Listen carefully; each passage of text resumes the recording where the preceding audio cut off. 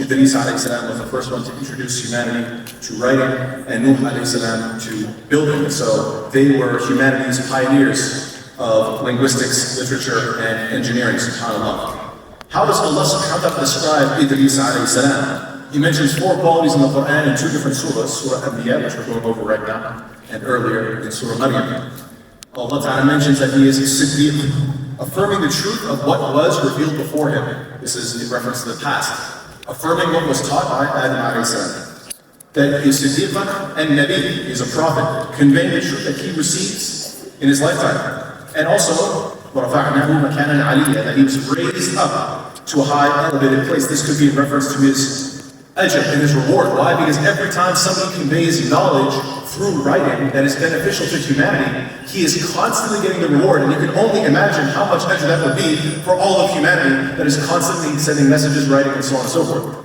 And so subhanAllah, his station never stops going up and goes on into the future. So you have the past, present, and future mentioned all together here. And then of course, in Surah Anbiya, Allah mentions that he is min as-sabirin. He is somebody who was consistent and persistent and remained patient on this methodology for his entire life.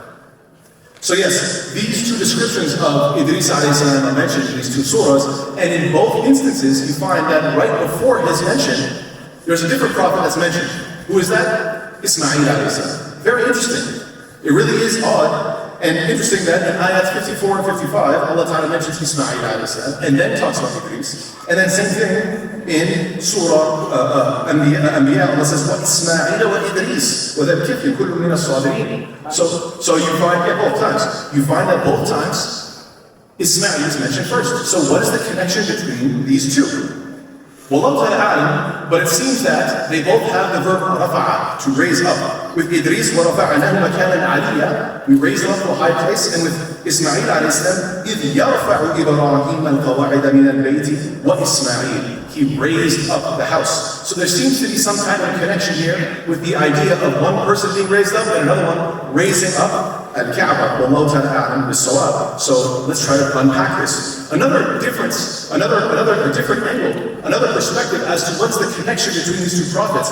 Ismail alayhi salam was supposed to be sacrificed by his father. His life was supposed to be short. He accepted death for Allah's sake. He was fine with it. He said, I'll be patient, inshallah. And yet he was granted a longer life. And yet Idris alayhi salam requested a longer life. And he was the only one to have a longer life for the sake of Allah subhanahu wa ta'ala. And this is why we find in some riwayat, some narrations from Israeliyat, what does it mention? It says that an angel came to him. We can't say 100% sure if it's true or false, but this is from Ka'b al-Ahbab. And so inshallah, there's nothing wrong with narrating that from the Israeliyat we learned that one time an angel came to him and told him, you are a person who Allah Ta'ala is giving you so much reward every day, it's more than the whole world, all of them combined.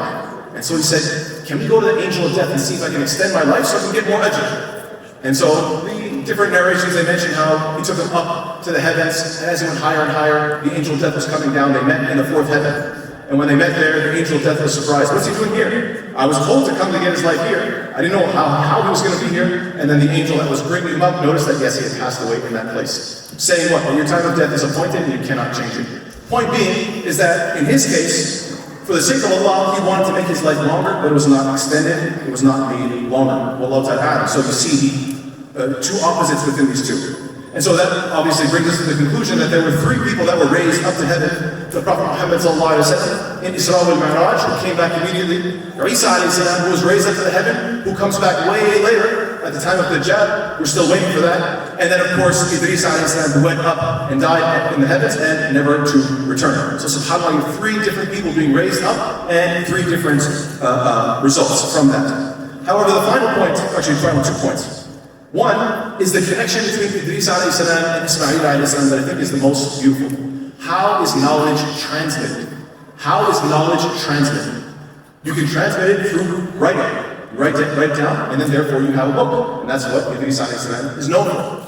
But there's the other one, which is what? Through practice.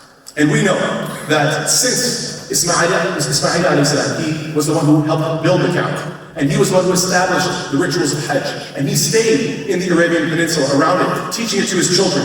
And we know that since Allah Ta'ala is the one who mentions, وَكَانَ يَأْمُرُ أَهْلَهُ بِالصَّلَاةِ وَالزَّكَاةِ وَكَانَ عِنْدَ رَبِّهِ مَرْضِيًّا. Allah says that when it comes to Ismail, he trained his kids. Think about our children. Are any of them reading books on how to pray Salah? No. They learn how to pray Salah because of what? Because of us living it. So there's two ways of transmitting information.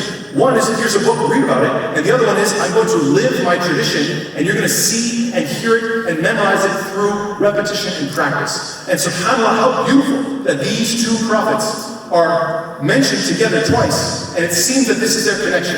Both of them transmit knowledge, but in two different ways. And this is how we should memorize the Quran. We have the written copy, but we also listen to it from our parents, and from our brothers and sisters, and that we practice it together. And so it doesn't just go from the page to the eye, it also goes from heart to heart. And this is the beauty of our deen. And of course, the final point is this. The name Idris, I think, is the greatest giveaway as to why it is the case that he was given this miracle of being raised up. Because Idris comes from the trilateral root of Dal, Ra, and Sin. Dars, Durus, right? To learn or to study. And so this is a person who was a man of knowledge. And Allah Ta'ala says of knowledge, Allah will raise those who have believed among you and those who were given knowledge. And subhanAllah, and He will raise you in degrees. He will raise you in layers, higher and higher and higher. So subhanAllah, this is a very important concept in our deen, that Idris alayhi salam, he's known for anything, even though we have very little information about him. The one thing that you have to think about is name Idris. He's a man of knowledge, a man of learning, a man of studying, a man of the pen, who brought this to humanity. And because of that, he was raised higher and higher. And this is what our deen teaches. We are the people of Iqra, the people of reading. We are the people who know that Adam alayhi salam, he wasn't more beautiful than the angels, he wasn't more powerful than the angels. The reason why he had a maqam or a status higher and that they had to bow to him was because Allah taught him. Allah subhanahu wa ta'ala taught him and gave him special knowledge. It is your knowledge that distinguishes you. And we know that the Prophet ﷺ says what? إِنَّ اللَّهَ يَرْفَعُ بِهَذَا الْكِتَابَ أَقْوَامًا وَيَضَعُ بِهِ آخَرِينَ. That this book, by this book, Allah will exalt some people and degrade others. And a third point that I forgot to mention is that in addition to the living tradition of Hajj and the living tradition of Salah, there's also the living tradition of Zamzam. SubhanAllah, perhaps the most obvious miracle, I can't believe I forgot it, the most obvious miracle of Ismail alayhi salam is not just that he was a baby and then water miraculously came and it gave him to, it kept him alive, and then let's say the water dried up and then we only read about it in books. No, that water is still coming till today, and the Hujjaj go and drink from it, and they get to sort of relive and re-experience this miracle because they get to drink from that water. So subhanAllah, you have three different examples from Ismail alayhi salam of a living tradition, passing on knowledge through action and through the lived experience of Hajj, of Salah, and of drinking the Zamzam water, in contrast to what? A knowledge that gets passed down through writing. SubhanAllah, something I'm glad I remembered to mention. Assalamu alaikum.